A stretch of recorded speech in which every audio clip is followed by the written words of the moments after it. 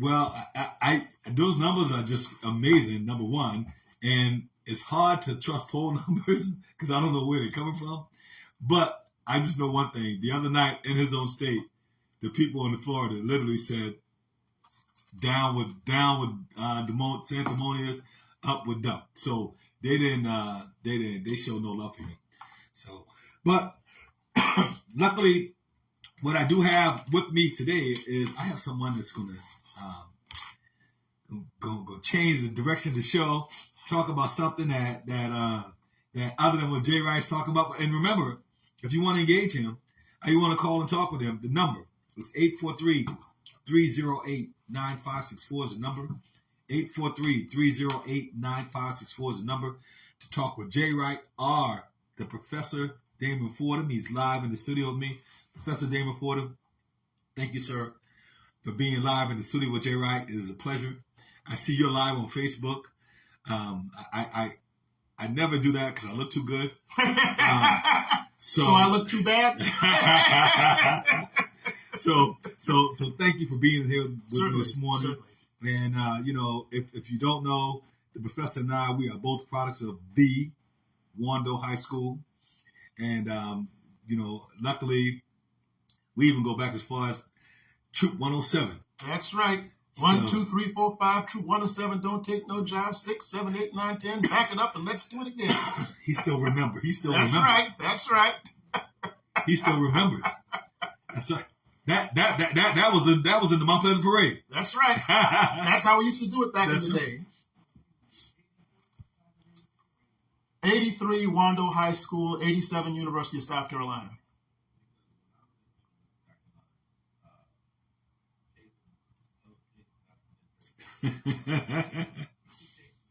Right. That's right. That's right.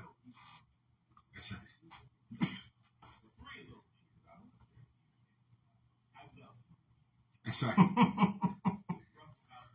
That's right. You and Randy Grimes and those guys. I remember. Well, welcome, Professor Damon Fordham. It is always a pleasure again, man, to have you in the studio with me. You are preparing another book. Yes. And you've written several books already. Right. You voyaged. You went to Africa to see that lifestyle, and second time. And I know that you're in touch with folks there. Yes, I am. So we're bridging the gap, mm-hmm. and we build the bridge. Now we're closing the gap essentially. Right. And tell us about the upcoming book, but tell us the inspiration, man, to write these books and to share the stories that you have with us. And you're a wealth of knowledge. And anytime I get a chance to have you on my show, or you're presented to the community, mm-hmm. I always think that I know him. I've known him all my life. Quite literally, yes. And let me talk briefly about my most recent book that's in the stores right now, which is the 1895 segregation fight in South Carolina. It's a story that has taken place 127 years ago, but it was never written entirely in a book until I happened to come across this story while researching at the Caroliniana Library at the University of South Carolina.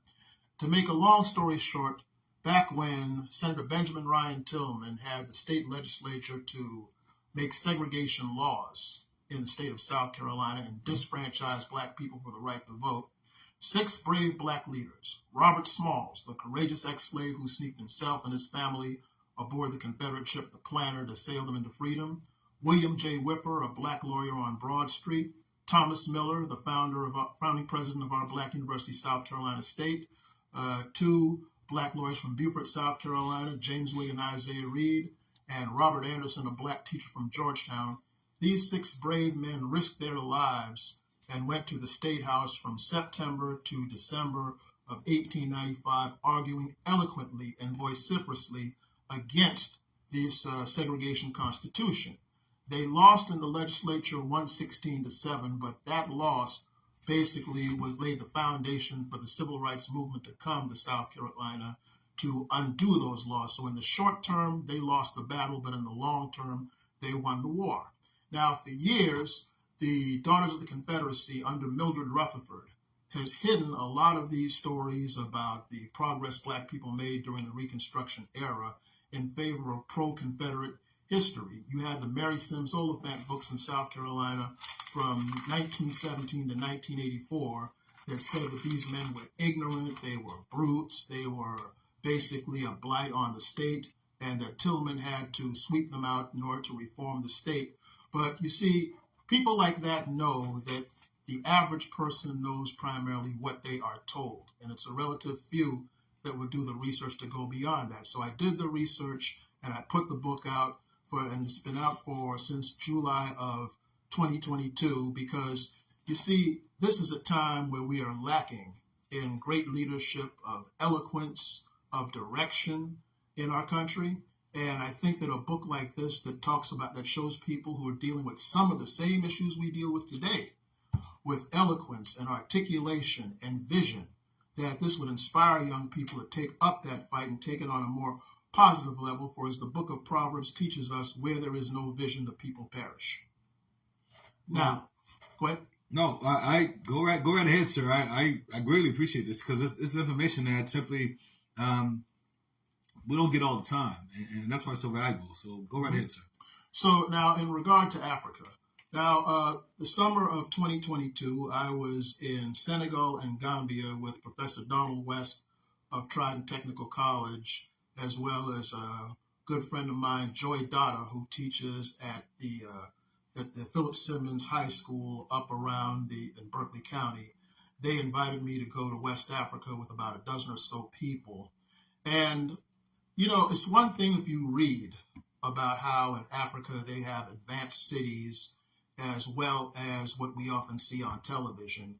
But when I got off the plane, and this brother who was our host there, Sekou Kasama, he welcomed me with a salam alaikum, and hearing that from an African brother on African soil just does wonders for you. And so we drove into Dakar, which is the capital of Senegal, and to see this advanced city with skyscrapers with 3 million Black people running things. And here we are in America, since we are always conscious of the fact that we're only 1/12 of the population.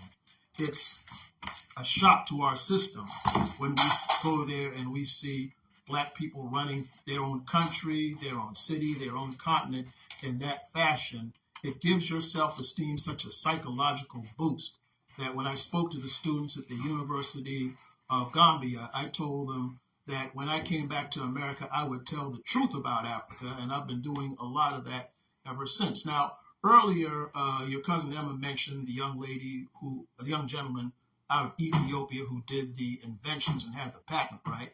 That's no surprise, because when we went to the University of Dakar in Senegal, every library we went to in those colleges, and the students were in the libraries by the hundreds, and in those libraries, you did not hear a sound out of any of those students in the libraries.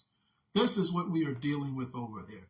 Yes, it's true, you have situations with jungles and monkeys and poverty and all of that.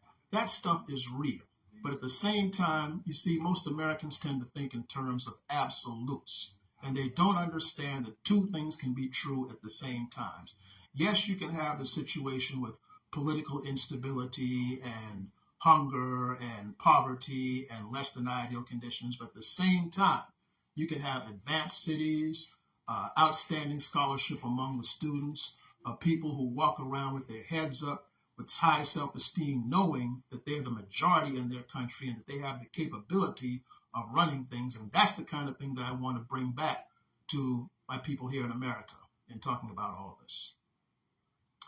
So, as for the second book, the book that I'm writing after this, which will be my fifth book, it's tentatively right now called The Black Folklore and Narratives of South Carolina, which basically deals with the folklore, not only the folklore that I grew up with the elders, because you see, one thing I got in Africa that's important is the elders, who they call griots, who pass down stories from thousands of years ago of the villages and the kings and queens, and they offer a lot of that folk wisdom. And we used to get that here in the Black communities in America, because, Johnny, you and I grew up together. We knew how those old folks often taught us through proverbs and stories. That's right. But that died out at around the late 60s and early 70s. But see, I have enough memory to where I could write down what I remembered of those stories, along with the stories that these wise elders told me in Africa, along with some research I did when these elders were interviewed about these stories. Mm-hmm. So all of these young people right now, they're in desperate need of that folk wisdom that was once taken for granted in our communities. So I'm putting all of this out there for the general public, for the betterment of the youth, and for the betterment of the future. Well, we can't thank you enough. Professor T-Base?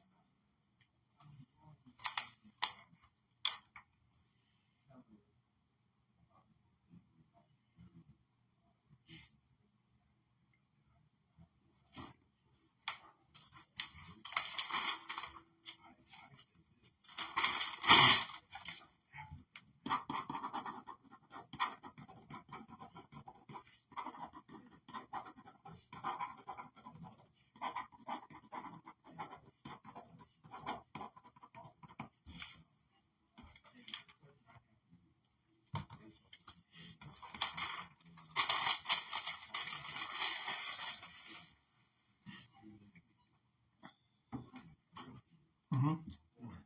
Right. Yeah.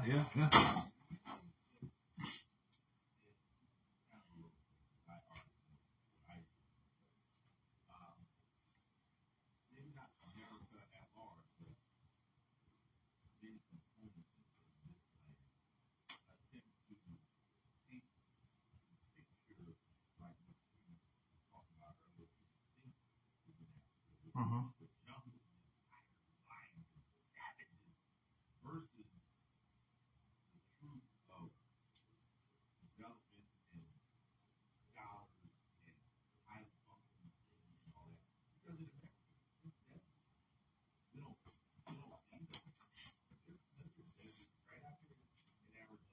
That's right. Death Valley. Mm-hmm. And we have high levels of wealth and then extreme levels of poverty in America. That's right. To me, the picture always seems like Africa. One, and first and foremost, Africa is a continent, not a country. That's right. Mm-hmm. But it's always thinking, what you said, not this reverse socioeconomic all sorts of way things. And,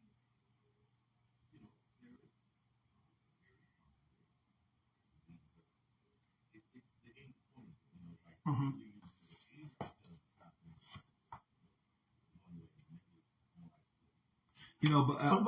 Excuse me, I have to interject on that. Okay.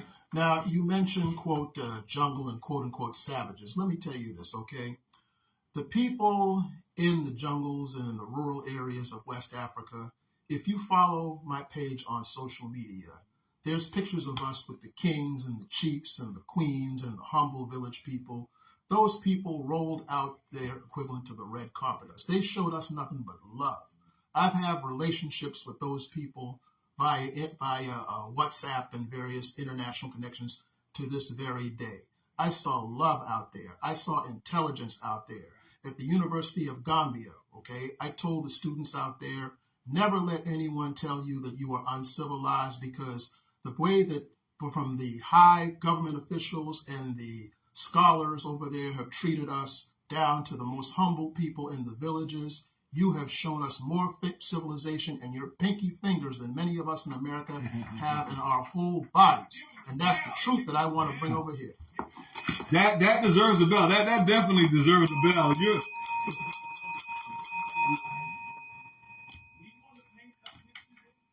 But wait, here's the thing. Civilization can mean a number. All a civilization means is how a group of people live, okay? Mm-hmm. Again, you have advanced cities in West Africa, and you have villages and jungles and all of that, but even in those villages and jungles, they have a civilization. They have traditions that they have adhered to for thousands of years and generations, and they've seemed to run it pretty well as far as I could see, okay?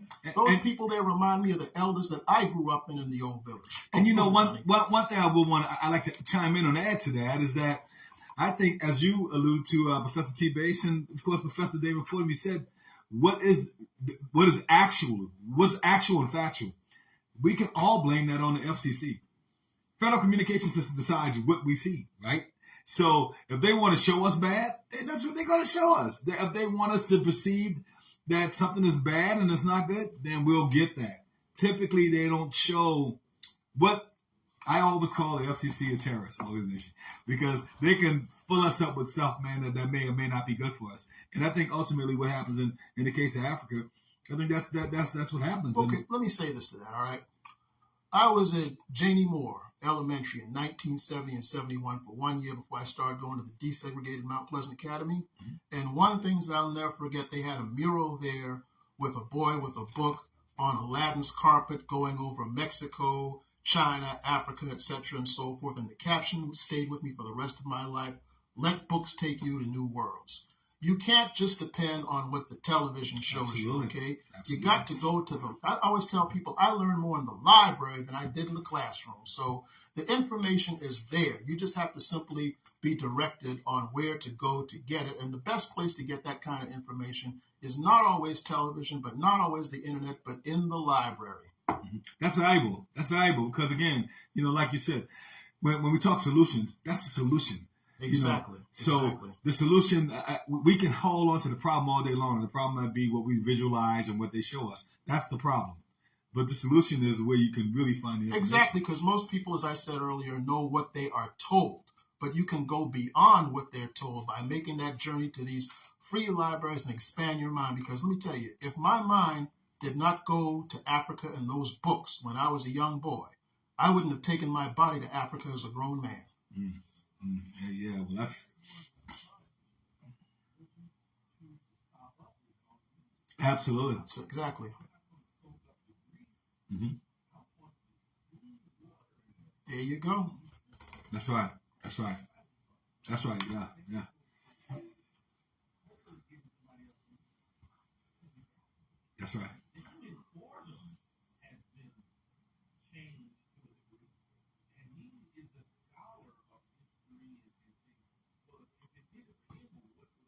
Let me say this about that, okay?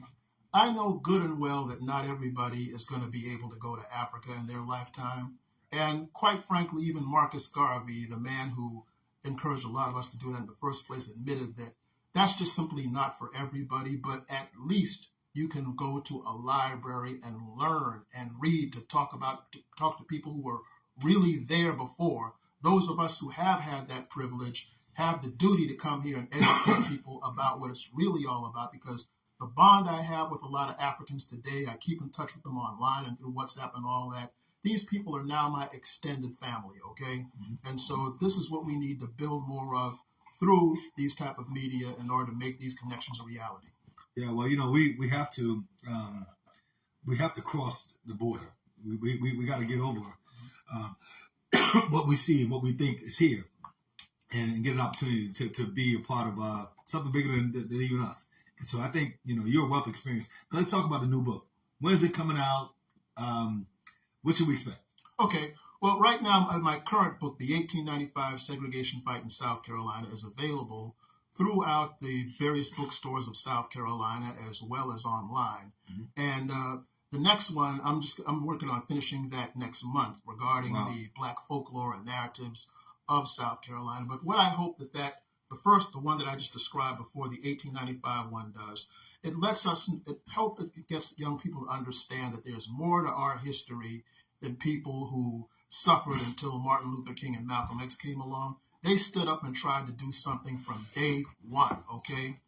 So I hope they will use that to inspire them to take this whole thing and move it forward. The one that I'm working on now, it's my hope that they will use that to get with the elders who can tell them these fascinating bits of wisdom and folklore and write those stories down before those stories are forever lost to the graveyards. Yeah, I got a call. Let me get the caller, Miss Professor Damon Fordham.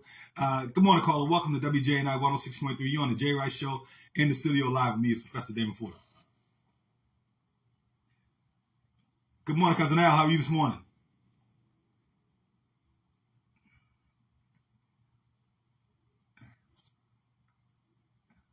That's right.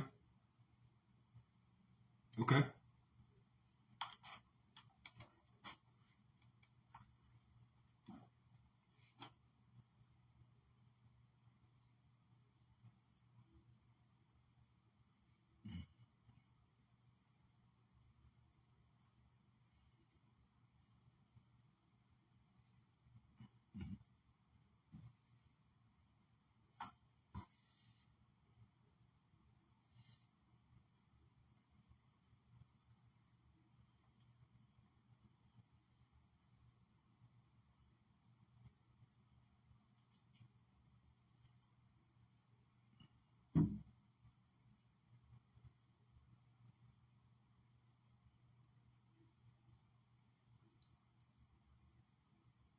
Yeah.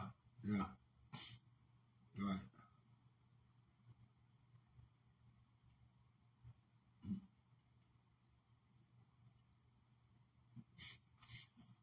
Well, I appreciate that, man. I mean, because you're right. I mean, the experience is one. To experience is a whole different.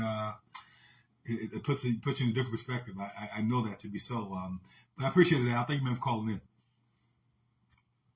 All right. Well, as he said, that experience, and you've been there, so Right, but it takes money to do that, and absolutely. a lot of people just may not have access to that. So that's why I recommend either going to, as the brother just correctly said, reading the right, well-researched books on that subject, and talk to people who go in there. That's the next best thing that you can do if you can't afford to go to Africa yourself. Mm-hmm. I guess I'm privileged because I get to work with two gentlemen that's always in Africa. In fact, I was expecting one of them to call the show here in a few minutes, but I'm very privileged because Joe Palmer and Fred Lincoln, those guys are back and forth in Africa often. Often. In fact, Fred Lincoln's there right now, and I was hoping that I could get him to call into the show. At least I'm expecting him to call in for a few minutes. But it's a privilege to know that there are people that are going back and forth, and they've established what you've established over there, and I think that's for the betterment of all of us. It is because, again, we who've been through these things do have a duty to teach the people, because you see, one of the things that I've come to appreciate over there is that these people know what it is to be the majority in their country and how to run their countries and so forth. So as KRS-One said in that song, My Philosophy, that's why I walk with my head up. And you see that even among the poorest Africans in the jungles and so forth, I saw a dignity about them that often we don't see over here. Because even Muhammad Ali, when he went to the Congo back in 1974 to fight George Foreman, he told the people of the Congo, you have a dignity in your poverty that we do not have, because so many people here, because of our experiences, have fallen into the despair, and they pass the teachings of despair onto their children. And so often when I tell them about what I saw over there with all of that, it takes them a while to comprehend, because you see, again, what most people see is what they know. And if all they see are people who are defeated by their conditions, they'll have that defeated mind that will not take them anywhere. But you see, when you go to places like that and you read the teachings of forward-thinking people like Frederick Douglass, Marcus Garvey, Malcolm X, Fannie Lou Hamer, Ida B. Wells, etc., and so forth, along with the likes of Dr. King, you have to be exposed to the type of thinking that is beyond what you see and what you hear around you in order to plant that seed that will give you a better understanding to make you move forward. In other words, the man who plants the seed understands he may not live to see the tree grow. So this is the importance of planting the seeds in the young, so that even in spite of the despair they may see around them today, they can use that information to make a better future tomorrow. That's valuable. And I think what's even extremely valuable is you're not only a historian, but you also teach history. Yes, sir. And, I'm one that often, when this Moms and Liberties thing came up and I knew that their platform was around history, at least raising money, taking history out of school. I was one that was calling for a ban on history altogether in school.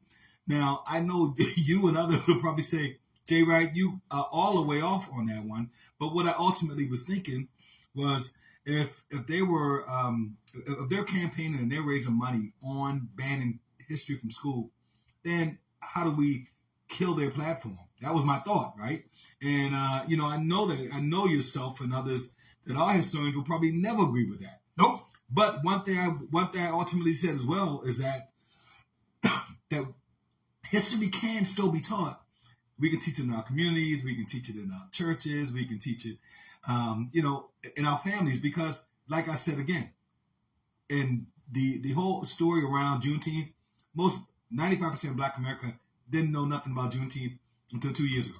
So if they're already selectively teaching it to us, then I think we need to find a way to channel how they're campaigning and what they're using, what material they're using to campaign on. Okay, let me just say this to that very briefly. First of all, I can't go along with that for the simple fact that while you do have peoples in Florida right now, the Association for the Study of African American Life and History, they're doing just what you're saying, teaching this in school, churches and community centers.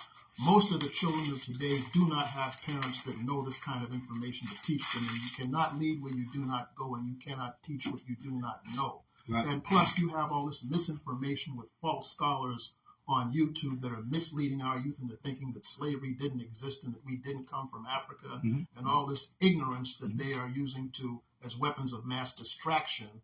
See, those of us who do this for a living, like a man who I'm proud to say is my good friend and mentor, Dr. Henry Louis Gates, and all of us, this is what we're trying to do, but there are only so many of us. And that's why I've been teaching for the last 25 years. So these young people who I'm teaching today are right now, some of them are taking this forward, but we need more of that. And so we just simply cannot depend on the parents and all that to do what they can't do for themselves. We have to step up to the plate and do this for us. That's right. That's right.